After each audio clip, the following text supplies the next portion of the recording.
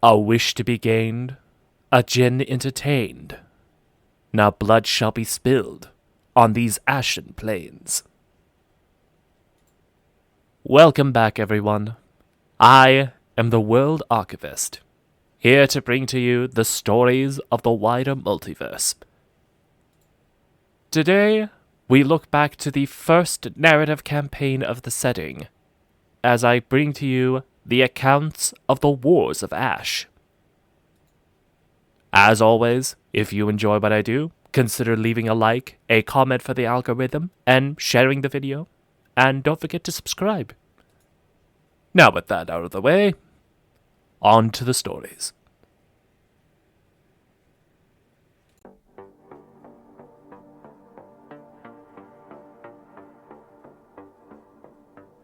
So, you have failed. Hezekiah Berkeley, physically speaking, was not an intimidating man. He was of average build, thin, with a short pointed beard and a well-groomed mustache that would not look out of place on some waiter at a high-end restaurant. Overall, were one to look at him at a glance, Berkeley would look like someone who could not possibly warrant another. And yet now, standing under the glow of his incandescent goggles, Lieutenant Ishmael Hill found himself thinking fondly of his old drill instructors. Do you have any idea the stakes of what we are trying to accomplish here, Lieutenant? This is no mere matter of territory. We are fighting for our god, you imbecile. And you allowed yourself to be defeated by mere primitive savages. Alva's name, I am surrounded by incompetence. Ishmael resisted the urge to speak. He had seen what those savages could do to an armored knight if his guard was down. But he knew bringing it up would do little more than fuel the fire of his rage. Privately, he wished his own preacher was here. Alvin might have attempted to challenge this man directly. Even so, Ishmael could not allow his men to be insulted as such. It wasn't a defeat, Your Holiness. Berkeley looked down upon the kneeling man in front of him, his face contorted in rage. It wasn't a defeat. You lost 2 warriors and my prize pupil to savages. You haven't managed to secure the slightest scrap of ground. I thought the Knights of Edison were great warriors. You misunderstand, Your Holiness. These were not simple savages. They held some sort of power, some means of attacking beyond just the strength of men. Power? Berkeley at first seemed as though his head was about to explode, but caught himself. What sort of power? Alternating or direct current? Ishmael, inwardly, suppressed the urge to laugh. As a veteran of Humphrey Sprague's expeditionary force, he had long since learned that the sacred direct current and the heretical alternating current were far from the only power sources the multiverse had to offer. That said, he could at least use this to somewhat calm the mad preacher. Alternating, Your Holiness. Berkeley straightened himself out, lowering his fist and staring into the distance as if in thought. I see. So the damned Teslites have made allies, and you denied them victory? I did. Capacitor Michelson slew their leader to his eternal honor. Good. Grant him the Andromobile then. Our prophecy has yet to be fulfilled. Our god has yet to be returned. You will continue to fight for us, Ishmael Hill. More blood will yet be shed. As the mad preacher turned and left, Ishmael Hill could swear he heard laughter coming from somewhere in the distance.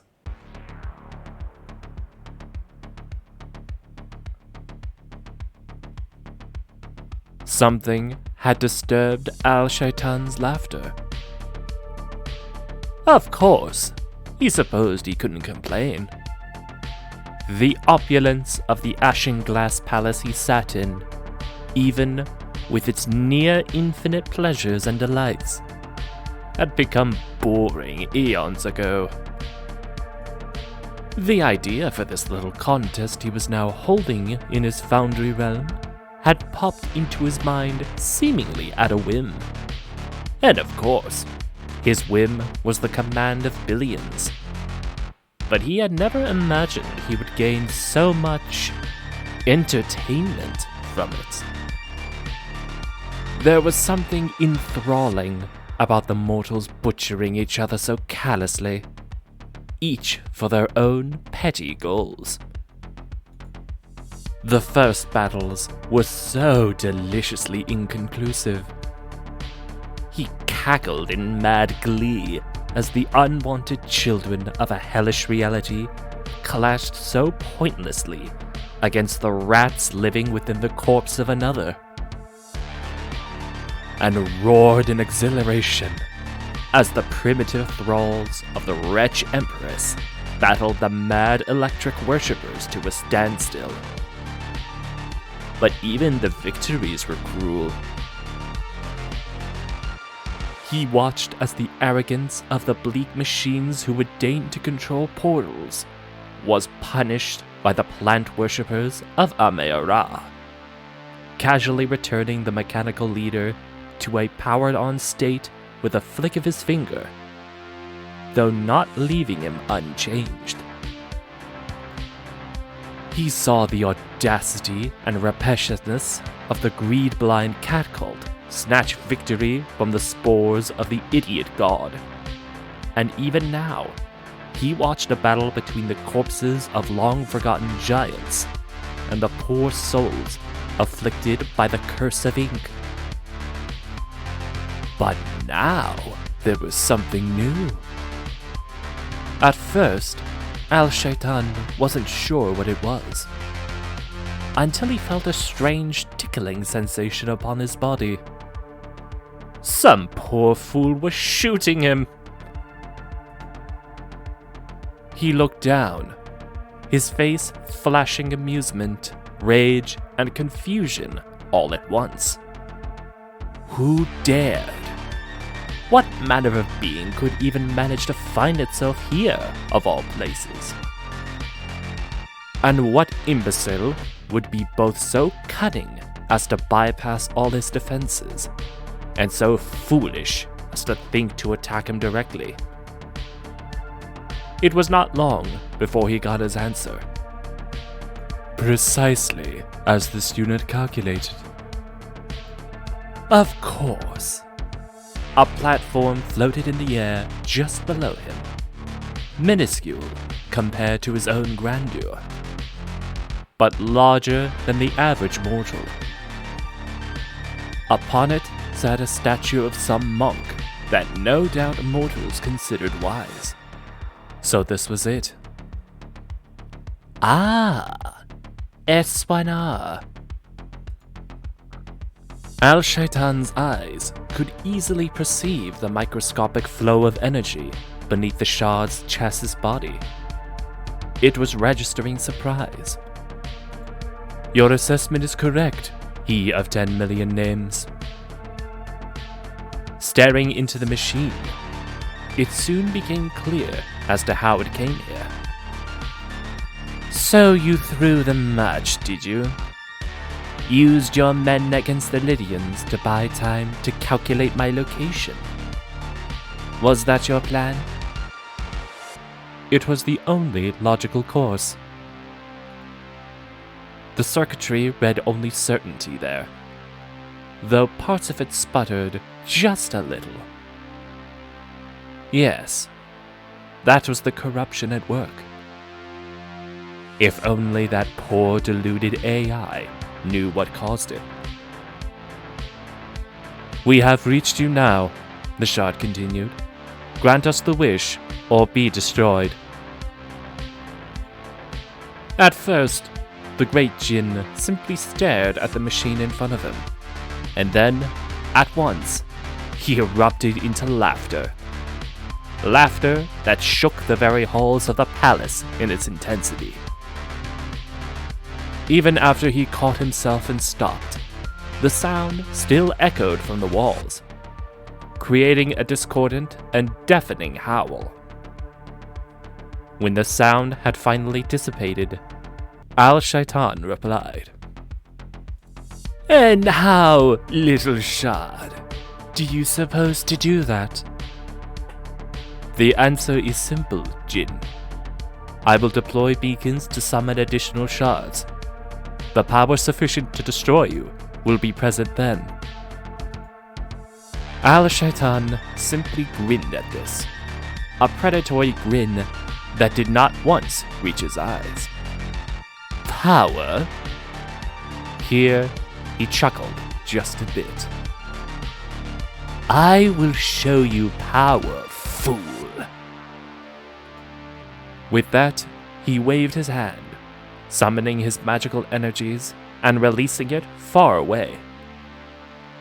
Several thousand kilometers away, the undead giants of the Grave Hordes simply collapsed, inexplicably. Their magic's gone in an instant. You detected that, didn't you? The shard stayed silent for a solid 10 seconds, an eternity within the silicon mind. Finally, it responded. "This is irrelevant, Jinn. S1R now knows of your location. Your destruction is now inevitable, unless you grant us your wish. It is only a matter of time until we bring sufficient force." A tempting offer, Shard. However, Al-Shaitan had grown annoyed at the machine, and instead of completing the sentence with words, simply tapped the shard upon the statue's head. At once, the machine began to disassemble, neatly organizing itself into individual pieces as it deconstructed in midair. After 10 seconds, what had once been an outlet for a powerful advanced intellect was nothing more than a well-sorted scrap heap. Finally, with that concluded, the great Jinn sighed. He had already decided where the next battle would play out. In the treasure rooms.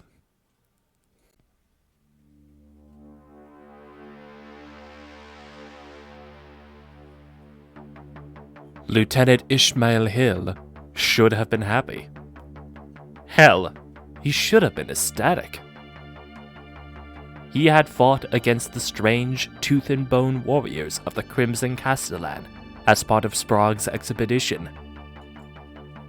He knew what it was like to watch comrades' necks snap within their armor, screaming in agony as their teeth came loose and shredded their bodies like pieces of shrapnel. He knew how even monsters he was sure he had sliced to pieces rose again, continuing to fight beyond even death. And he had seen them coming, charging towards the beasts they wished to feed. He ordered his men forward, leading the charge towards the accursed Marrow Mage himself, and slamming through. The enamel-coated leader of the Castellan was arrogant. He had placed his archer and mage too far forward in his haste to feed the strange gold-loving monstrosity. The hymnal drone's music had proven inspirational, and by the time Hill himself was in combat, Capacitator D'Angelo had managed to penetrate the Castellan leader's near-perfect guard and thrust his incandescent sword through its cheek deep into whatever foul brain it had. Yes, it was victory.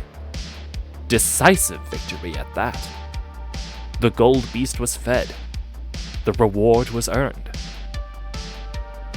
But Hill was no longer certain any of it was worth it. There was something terribly, terribly wrong with this place. Something no amount of prayer or meditation could remove from his mind. The haunted, vacant expressions on the faces of his returned warriors. The way the land itself seemed to breathe and writhe. The repulsive writhing had galloping of the beast that mysterious voice had demanded him to feed. The entire place was a mockery of life, a mockery of all that was good. Ishmael Hill did not believe himself to be a prophet, but it didn't take a prophet to know that this place was an affront in the eyes of Edison. Now, all he had to do was convince Hezekiah. He stepped through the portal once more, returning to his native realm. Almost immediately, he was met by applause. Bravo!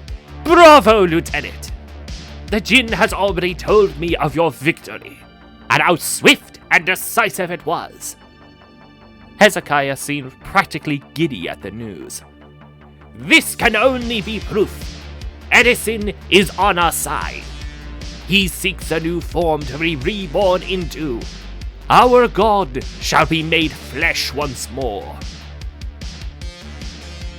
Ishmael approached the mad preacher slowly, deliberately. Something was off about him. His actions had always seemed odd and erratic to him, but he had dismissed that as the actions of an eccentric hermit. Now he seemed feverish, desperate, as if he were on a chemical experiencing an artificial high. His voice caught in his throat. His train of thought was derailed. This man was caught in the Jinn's spell. May Edison damn him to the deepest pits of hell. He could not be saved. He would reach his goal, or it would eat away at him until there was nothing left. Either way, he feared nothing good would come of Hezekiah Berkeley. There was only one man he could save from this hell. Your Holiness, he began, falling to his knees. I cannot continue. This realm you have put myself and my men through. It is wrong. All of it is wrong. I must depart your crusade. Michelson is a fine warrior. I nominate him to take my... His sentence was interrupted when Hezekiah grabbed the sword from his belt, powered it on, and held it to his throat. The heat from the blade was unbearable, the proximity starting to blister the skin. Oh, is that so, Lieutenant? Hezekiah's eyes were wrong.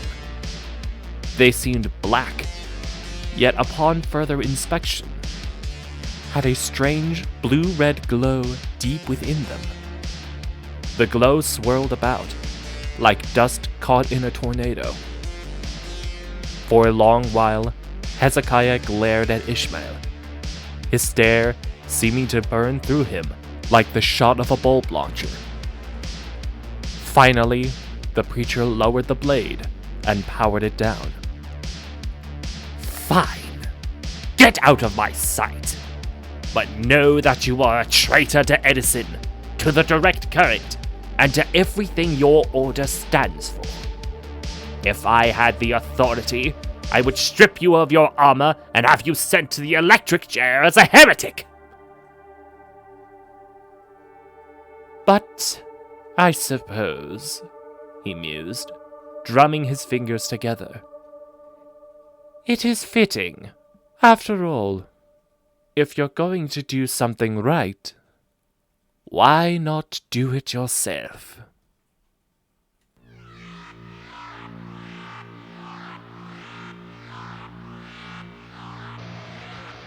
Finally! Hezekiah Berkeley swung Judgment of Alva through the final ash glass monstrosity that stood before him, cackling in glee as he did. Whatever pitiful opposition the Jinn hoped to put forth against his knights was nothing but sparks in the wind compared to their might. There were casualties, of course, such as they were. Lancer Fabian's final charge into the ranks of the enemy bought them valuable time, and a whip strike from the GD commander neatly separated Capacitor Brighton's head from his body. But that was nothing. The wondrous powers of the Jinn's realm would return all of them to him, just as it should be. Berkeley would not mourn them. He had no need to. Truly, Edison was with them all. He saw how Capacitor Alves and Initiate Ellaby butchered their way through the swarm of ashen monsters to reach the Genie Commander, and with a few well-placed strikes, bring him down. The Overseer vanished into smoke, and with him went the cohesion of those few wretches who were left. And the rest? The rest was simple. For a moment, Berkeley simply stood, drinking in his victory, reveling in the moment of elation. Already, the bodies of Fabian and Brighton rose once again, reformed, the light of the Jinn in their eyes. The three others who had survived, D'Angelo, Alves, and Ellaby, removed their helmets, a look of both relief and weariness on their sweat-soaked faces. The fools! Couldn't they see what had happened? They had won! The Knights of Edison had not once known defeat. Ishmael Hill, the traitor, was wrong to have ever doubted his wisdom. He and those who followed him would soon be purged by his own authority, as the man who had returned God to the world. Edison would reward him greatly, perhaps grant him some modicum of his holy power, and with it he could illuminate all he saw. Yes, this was his fate. Behold, warriors! His voice boomed out, louder than it had ever been before. Behold our triumph! The Jinn's gold beast is sated. His bloodlust has been quenched. And now, behold our most luminescent reward. You, the Knights of Edison, have not once tasted defeat. You have laid low all of our enemies. You have done this for the true current. This last part was met with cheers, not exultant, not even terribly loud. Simply the half-hearted noise of men too tired by battle to care about anything but rest. They would be punished for their lack of enthusiasm soon enough. Well, Jinn, I am here, he shouted again, turning to the empty arena. I have completed your challenges. Now grant me what was promised. Restore our God to us now. The words echoed in the arena for a few moments, then went silent. For a solid minute, Berkeley stood, staring into the darkness and waiting. "Answer me, damn you!" He screamed, his composure breaking. "Where is the reward you promised me?" Another minute passed in silence. But just as Berkeley took a breath to shout again, he heard something. Laughter. At first, it was just a faint whisper. But steadily, it grew louder, until the very walls of the arena fell away, and all around Berkeley and his knights was black. From the darkness came a voice, the greatest of all jinns, Al-Shaitan. "So, you believe you have won, Hezekiah Berkeley, preacher of Edison?" "Of course! Not once have my knights suffered defeat. Surely no one else is worthy." "You are a fool, preacher. Did you believe merely not failing was enough? That you could endure your way to victory? Perhaps your knights never lost, but they did not always win. And another? Why, they did both. Ironic, isn't it? They came to bring peace to the multiverse. All they have achieved is more slaughter. And all you've lost? You have achieved nothing." This time, the laughter struck at a new, strange pitch. At once, the bodies of Fabian and Brighton collapsed, limp and lifeless once more. Berkeley scarcely had the time to scream in impotent rage before both he and his warriors disappeared. When he returned to consciousness, Hezekiah Berkeley found himself in a strange place. A massive, open field, seemingly devoid of anything but grass and sky. His warriors were with him, just as confused and tired as they were before. But now he felt different. Something was gone.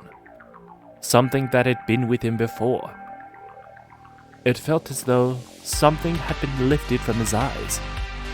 That he was free. Yes, of course. That damned Jinn. What was he thinking? He could be nothing but a rival to Edison. Why would something like Al-Shaitan ever deign to resurrect such a powerful being as a god? This contest, it was rigged. It had to be. There was never any way he could have won. But it did not matter. The prophecy spoke true. He would find a way. He knew it. He just needed to figure out where the hell he was now.